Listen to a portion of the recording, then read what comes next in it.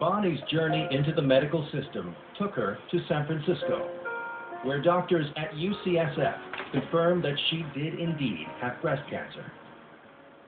It was shocking to realize that I had cancer. I mean, no matter how much you think you know is the case, when someone tells you, yes, it's cancer, it is shocking. When the doctor came back and said, it's definitely breast cancer, there was a part of me that knew that, and a part of me that had to really shift my picture of what was going on with her in that moment. The shock was finding out, not that I had cancer, but that it was so advanced. The results from Bonnie's scans were deeply troubling. Her right breast showed normal breast tissue, but the left revealed a large mass of cancerous tumor. Compounding the alarm, the scans showed dark spots in her bones where the cancer had spread. Bonnie's cancer was stage 4. Unspoken was the expectation that that was terminal.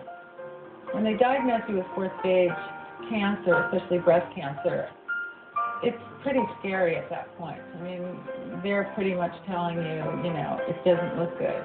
I had to both receive that was the stage it was at, and then say, no, I don't accept that this is terminal cancer.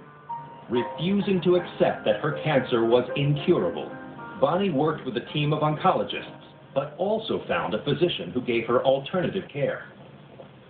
I was introduced to Dr. Isaac Elias, who is an alternative MD, also an acupuncturist, a really creative healer.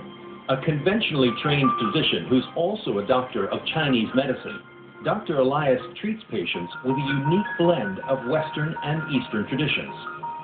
The journey for healing, the journey especially for healing in cancer, is a journey of integration. It's not of doing one or the other. Doing just alternative medicine purely without conventional medicine doesn't usually work. There are rare cases that it works, but there are also rare cases where people get better without anything. The really where it makes a difference is in the integration. If you look at the way I treat my patients, if you look at the protocols, they always integrate the best of the West with the best of the East. The diagnosis was breast cancer, and there's more than one kind. I had the kind of breast cancer that was estrogen-driven, and that's why the first line of therapy was suppressing the estrogen level in my body. To augment the estrogen suppression, Dr. Elias designed a complementary program of alternative therapies. We used a lot of infrared sauna to detoxify her. We used high-dose vitamin C IV.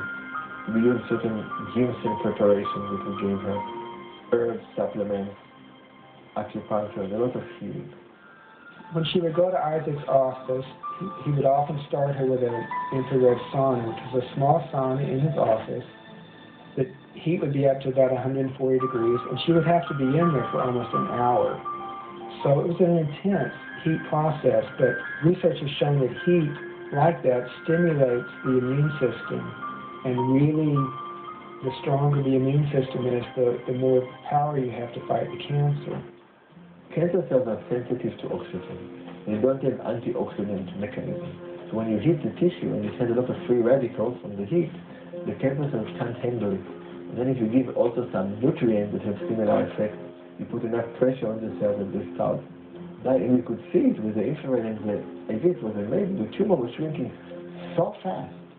I mean, nothing like what you expect when you just give a hormonal blockade to somebody.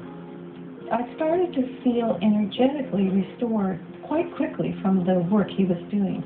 I changed my diet upon his recommendation. I'd always pretty much been a vegetarian, but I went on a very low-fat diet. I used to eat soy, but soy gives you estrogen. That was not good for me. I took a lot of supplements at first. He said not as many as a lot of people take. And then at some point he would switch those supplements. I took mushrooms that are specifically for boosting your immune system. I took the liquid ginseng tonic. It tasted terrible. It was the worst thing. Some of them I tasted myself, and they were revolting. The regime with the supplements was unbelievable. But boy, she was right there with it, as I got help, alternative help from Dr. Elias, I started to feel that in addition to healing, I was getting better. I was going to end up, and feel I had ended up, better off than I was when I got ill. The small tumors that were visible when she was examined began to shrink and go away. And then within a few months, the larger tumor began to shrink and go away.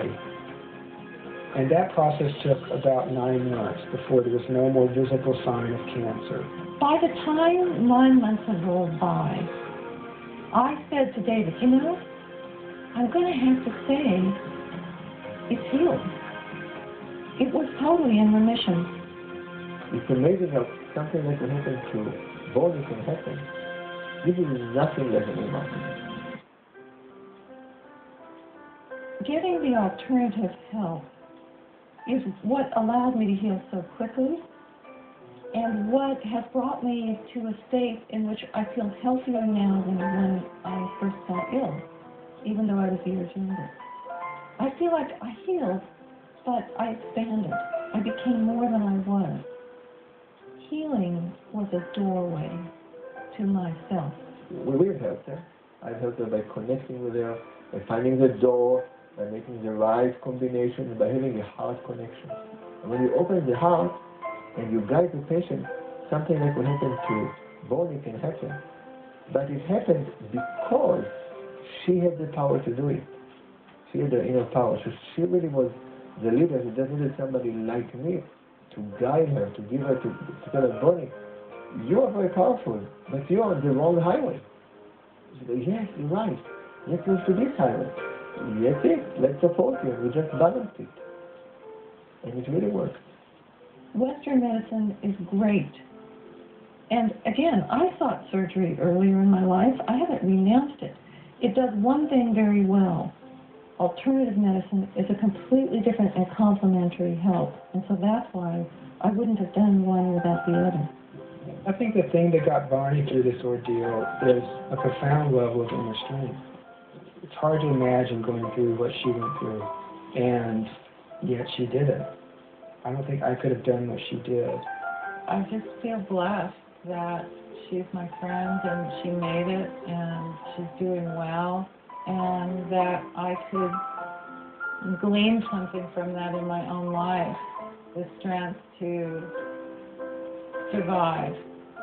I don't think that her transformation would have been so profound if she hadn't have gone through, as the Chinese say, gone through the jaws of death and come out the other end. You are guaranteed a happy life. And when you look at her, she is guaranteed a happy life. I know what it's like to have a wife who has cancer. I have compassion for people who are going through life and death.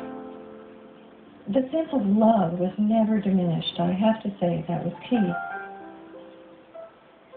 To be embraced when you're going through it that much is just the most... I'm so grateful. I'm grateful to be alive. I feel a lot of joy. I don't feel that I lost.